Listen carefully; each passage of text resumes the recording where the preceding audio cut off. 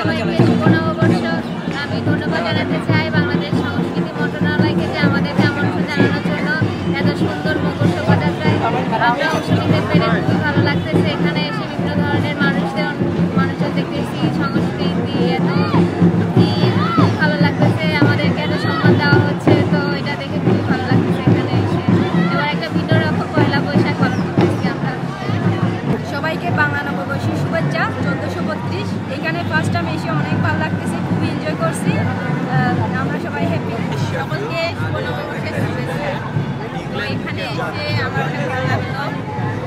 তো এবারে ফার্স্ট শাহবাগে আসা, যে শুভ নববর্ষ তো অনেকে অনেক ইভেন্ট থেকে আসছে, তো অনেক ভালো লাগতেছে।